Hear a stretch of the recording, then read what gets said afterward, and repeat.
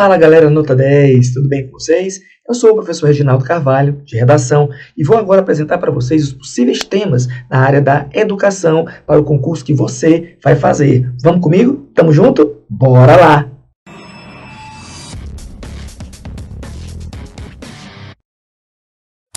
Muito bem, galera. Então, o primeiro passo, não vamos esquecer de dar aquela força para o nosso canal, fazendo o quê? A sua inscrição, acionando o sininho das notificações, afinal de contas, quando nós tivermos novos materiais, a gente vai notificar vocês através aqui do YouTube, combinado? Show de bola, não esqueça desse detalhe. Dá aquele likezinho também para espalhar o nosso conteúdo e ajudar o canal, beleza? Certo? Certinho? Vamos lá! Meninos, meninas, meus alunos, minhas alunas, sobre os temas, é importante vocês saberem que ele vai ser vinculado a uma situação da atualidade, ou seja, certamente vai versar sobre algum campo social, político, econômico, e o prof aqui, claro, né, gente, trouxe para vocês as áreas possíveis, os macrotemas que podem ser tocados. Então, vamos comigo, bora lá. Primeira área geral que certamente o tema vai versar. Educação, não é verdade? Então, é a área principal. Em outros blocos poderão ser tocados também aqui, ok? Outros blocos poderão fazer parte dessa composição. Que blocos seriam esses, professor? O bloco socioambiental, ou seja, a questão que vai ser discutida, o tema que vai ser discutido, tem a ver porque está inserido na nossa sociedade e pode ter alguma questão ambiental envolvida também. Por que não? Afinal de contas, políticas ambientais, elas podem ser implementadas e devem, inclusive, né, ser lançadas lá na base escolar, que nós fazemos parte. Show? Maravilha! Também podemos discutir questões psicológicas. Sabemos aí que existem áreas específicas da pedagogia, da psicopedagogia, que atuam especificamente em crianças, em adolescentes, ou com crianças, com adolescentes que têm algum tipo de situação psicológica que deve ser trabalhada, não é verdade? Sem dúvida. Também temos a questão tecnológica, que é uma vertente muito moderna e que de fato está acontecendo bastante aí. Algumas escolas estão proibindo, outras escolas estão restringindo. Qual é o seu posicionamento a respeito desse tipo de situação dentro das escolas? Olha aí a inteligência artificial, que é um mecanismo que está sendo bastante utilizado e tende a ampliar, tanto para questões positivas, como tem que tomar cuidado. Pode haver também questões negativas. Show! Vamos agora para o próximo aspecto, para a próxima área, cultural. Sabemos que problemas sociais só são atacados, resolvidos, através da mudança de cultura. E o que tem mais a ver com mudança de cultura do que educação, do que a atuação dos professores? Sem dúvida, são duas áreas que convergem, que conversam bastante. Maravilha.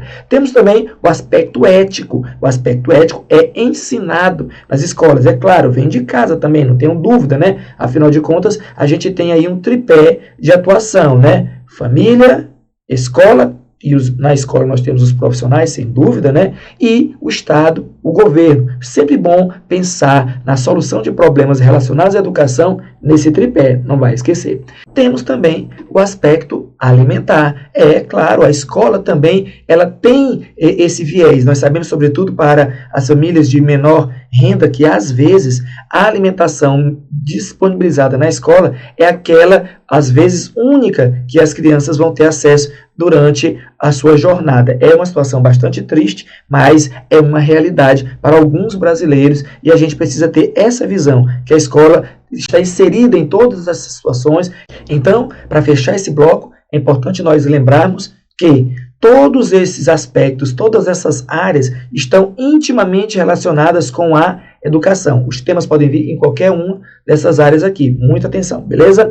Então agora a gente vai para o nosso primeiro tema. E o primeiro tema é o papel do professor pedagogo, psicopedagogo, no contexto educacional brasileiro atual. Observem que esse tema, o professor colocou a ideia, o papel do professor, do pedagogo, do psicopedagogo, mas poderia ser também as outras áreas que estão inseridas no contexto da escola, tá bom? A gente sabe que nos concursos públicos de secretarias de educação, a gente sempre tem várias áreas que são convocadas, não é isso? Então a gente tem nutricionistas, a gente tem assistentes sociais, a gente tem professores não apenas do primeiro ciclo, do segundo ciclo também, a gente tem professores pedagogos, apenas pedagogos, nós temos psicopedagogos, tudo isso, né, todas essas profissões estão lá relacionadas com o dia a dia da escola. Então, O que esse tema traz à discussão? Traz a seguinte observação, a seguinte reflexão.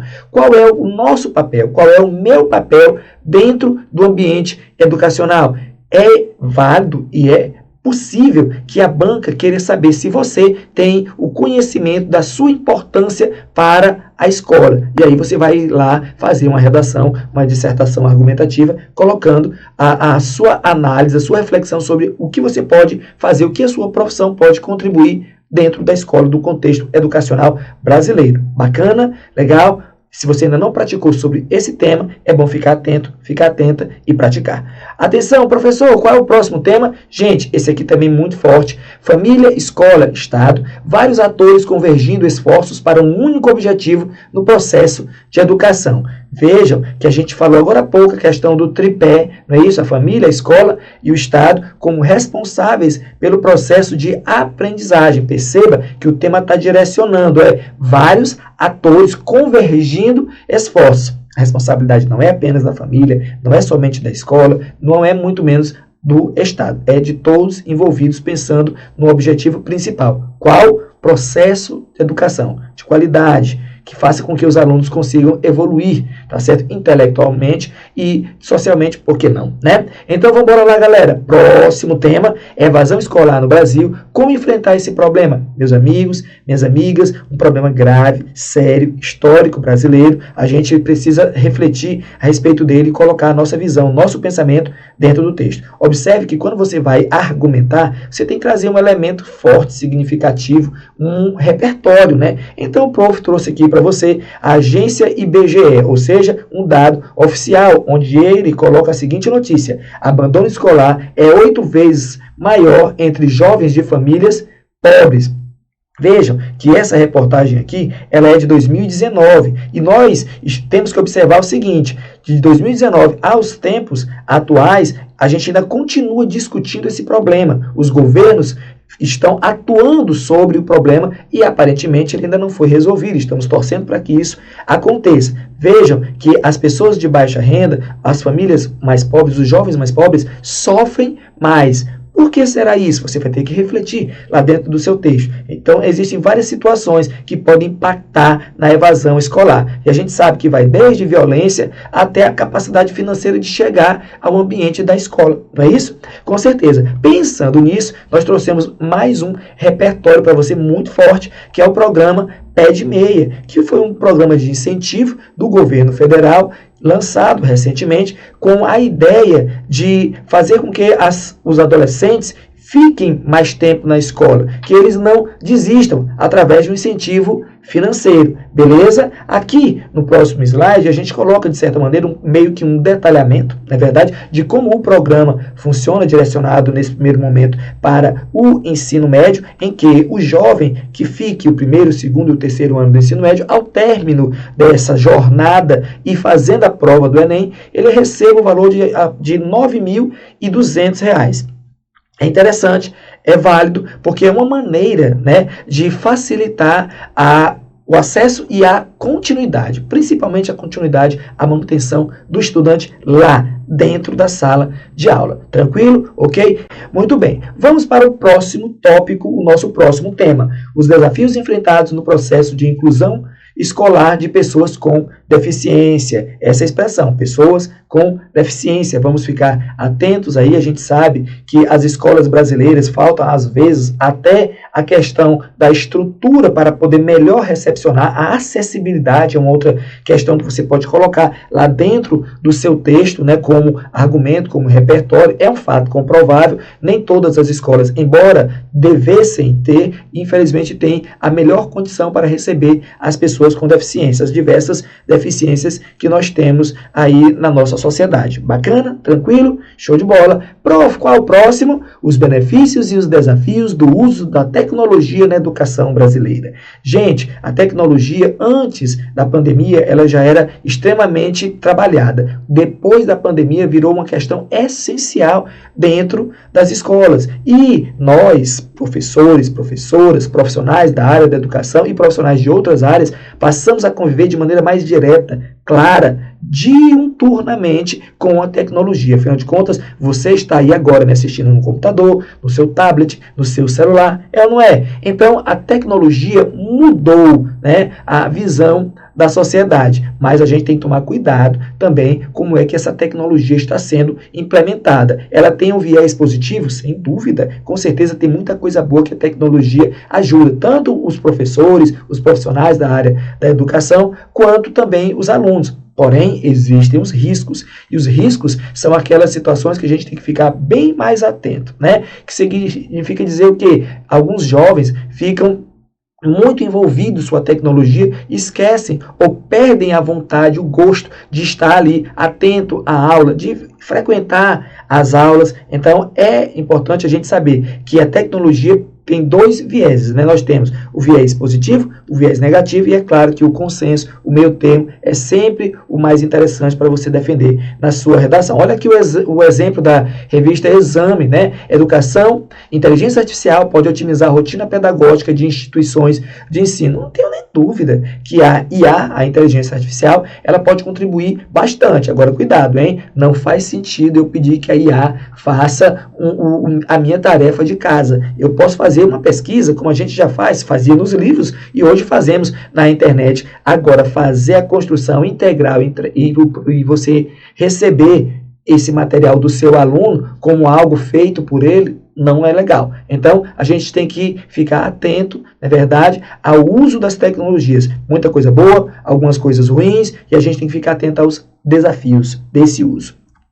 Muito bem, falando em desafios da educação infantil brasileira, de quem é a responsabilidade? O professor Reginaldo adora falar da questão da pergunta retórica, né? A pergunta que já vem com a resposta embutida. Nós sabemos que a responsabilidade pela educação é de todos. Ela não pode ser apenas do governo, ela não pode ser apenas do cidadão, ela não pode ser apenas dos professores, da escola. Não é verdade, gente? É uma confluência de fatores. Então, o professor, para dar um repertório legal, significativo, importante para você, trouxe aqui a Constituição Federal em duas passagens, né? Lá no artigo 6º, que ele fala dos direitos sociais, que são vários. A gente tem a saúde, o trabalho, a moradia, o lazer, mas aqui nós deixamos em destaque a educação. Então, na sua introdução, você pode muito bem já começar logo com a Constituição Federal Brasileira, né? A Constituição Federal Brasileira de 1988, em seu artigo 6º, apresenta como direito social a educação. Caramba, que legal, você entrou bem com o repertório, interessante. Daí, você vai apenas fazer o vínculo com o tema que está sendo apresentado e, na sequência, desenvolver legal. Beleza? Atenção também que lá no artigo 227, né, nós temos, é dever da família, da sociedade e do Estado assegurar à criança, ao adolescente e ao jovem, aí ele coloca aqui, ó, com absoluta prioridade, diversos direitos. Porém, o que nós estamos com foco convergente nesse momento, educação. Tudo bem? Legal? É um outro repertório que você pode utilizar ainda dentro da Constituição. Não vamos esquecer, fiquem atentos, a Constituição Federal é um coringa, porque nós podemos utilizar basicamente para todos os problemas sociais brasileiros. É a nossa Carta Magna, é a nossa lei maior. Você pode aproveitar e utilizar esse vocabuláriozinho aí legal que o prof passou para você agora. Muito bem, gente. Vambora para o próximo tema. Violência escolar no Brasil, causas e possíveis soluções. Gente, a violência escolar é um dos fatores que gera o quê? Evasão escolar. Lembram que nós falamos agorinha desse tema há alguns slides atrás? É isso mesmo. A violência escolar é um fator de evasão. Faz com que os alunos fujam da escola, tem medo, é verdade? E vários tipos de agressões podem acontecer dentro da escola. Aqui a gente está falando do bullying, não é verdade? Direcionando para alunos, entre os alunos. Mas nós sabemos que, infelizmente, casos de violência de alunos contra professores, questões de professores em relação a alunos, até situações de assédio, que é um tema muito grave, que você precisa ficar atento, que também pode ser cobrado na nossa prova, na nossa dissertação. A gente tem que estar ligado em tudo isso. Mas a violência, no sentido geral, né, vem tendo uma escalada no Brasil, infelizmente, nos últimos anos. E aí a gente trouxe aqui esse exemplo para você com a seguinte observação. Essa fonte que o professor trouxe é o PISA, né, de 2022. Dizem ser alvo de bullying pelo menos algumas vezes no mês, tanto meninas quanto meninos, né? O Brasil, em relação à OCDE, tem níveis superiores. Isso é preocupante. A gente tem que ficar atento nas medidas que podem ser adotadas para tentar resolver esse problema. Tudo bem, gente? Tranquilo? Se você não produziu nada a esse respeito, se não leu nada a esse respeito, aprofunde, busque, dá tempo. Prof, próximo tema, a importância da formação continuada e a atualização dos professores como ferramenta de sucesso profissional atualmente no Brasil. Professores, professoras que estão assistindo comigo esse vídeo aqui agora, fiquem atentos. Nós precisamos, independentemente da nossa profissão, estar sempre atualizados, né? A gente precisa buscar novas informações e aprofundar algumas necessárias para a nossa prática. Mesmo você aí que está em busca daquela vaga no concurso público, depois que você conseguiu a aprovação, você não vai parar, porque a secretaria vai continuar lhe atualizando, fazendo com que você participe de atualizações, de formações, porque isso é muito importante. A gente não vai poder parar nunca de estudar. A gente sempre vai estar acrescentando e melhorando a nossa qualificação para melhorar o nosso ensino. Show? Beleza? Muito bem. O próximo agora é a inclusão e diversidade de pessoas neurodivergentes no ambiente escolar brasileiro. É um desafio. Nós temos enfrentado uma série de problemas. Eu digo isso na questão de fornecer às pessoas que têm neurodivergência um ambiente mais adequado para o seu aprendizado e um ambiente, vamos ser sinceros, menos hostil. É verdade que é um problema que ainda acontece em algumas escolas brasileiras. Atenção aqui para a gente aprofundar um pouquinho mais esse conhecimento. Neurodivergência se refere a uma série de diferenças neurológicas, tais como transtorno de espectro autista, TDAH, dislexia, entre outras. Embora muitas pessoas ainda associem essas condições a estigmas e limitações, a verdade é que elas também trazem consigo uma série de habilidades e perspectivas valiosas para o ambiente escolar. Nós temos que saber explorar, nós temos que saber direcionar, mas para isso a gente precisa da tela anterior, a gente precisa de formação, a gente precisa de treinamento, a gente precisa de capacitação. Isso aí são alternativas que você já vai trazer como solução para melhorar essa inclusão, essa receptividade das pessoas com neurodivergência. Beleza, gente? Tranquilo? Olha aí o professor trazendo um repertório legal para nós aqui do Globo.com, na verdade, do portal. Ele disse o seguinte: em um ano, escolas do país tiveram matrícula de 200 mil alunos com autismo. Observem que é uma estatística muito válida e traz para a gente um número bem significativo, na verdade, e fácil de memorizar. Esse número é de 2024. Então, você vai estar com a informação super atualizada e vai poder lançar lá no seu repertório como informação. Atenção, atenção, atenção. Todas as vezes que você for trazer uma informação externa, você necessariamente precisa apresentar a fonte. Não é você que está inventando, tá bom? Você buscou de um outro local para reforçar a sua tese, o seu pensamento a respeito do tema. Show? Atenção, olha aí um outro repertório legal. Estamos falando a respeito de quem, gente? Estamos falando a respeito do mês da conscientização sobre o autismo. É o mês de abril. É uma campanha muito válida, muito importante, que precisa ser abraçada, que precisa ser difundida, que precisa ser ampliada para que a gente passe a ter mais respeito pelas pessoas com autismo e a gente passe até a buscar conhecer mais para poder interagir melhor, para poder evoluir enquanto cidadãos também, é claro. Aí temos mais um tema, educação como ferramenta de transformação social no Brasil. Meus amigos, a gente precisa refletir a área da educação, a gente tem que refletir sobre várias áreas da nossa sociedade, mas a nossa discussão aqui é sobre a educação. A educação pode mudar a realidade das pessoas? Pode ou não pode? Claro que pode. É através dela que a gente consegue mudar a nossa própria sociedade e o nosso status dentro dessa sociedade. O professor colocou aqui essa tirinha, né? Atenção aí, olha, vejam. Façam suas reivindicações. Não quero mais ser analfabeto. Por escrito, ok? Percebam aí que aqui é até uma crítica social inserida, né? A questão do político sem querer que a pessoa mude de status. Afinal de contas, a educação ela é libertadora. Acho que algum pensador da educação disse isso. Quem foi que disse? Coloca aqui nos comentários do nosso vídeo. Quero saber se você está atento, está atenta na área da educação e dos teóricos mais importantes. Isso que eu acabei de falar, acho que é brasileiro, hein? Quero que você digite o nome desse cidadão importantíssimo. Muito bem, bora lá. A relevância do espaço escolar no Brasil. Possibilidades pedagógicas, sociais e de convivência.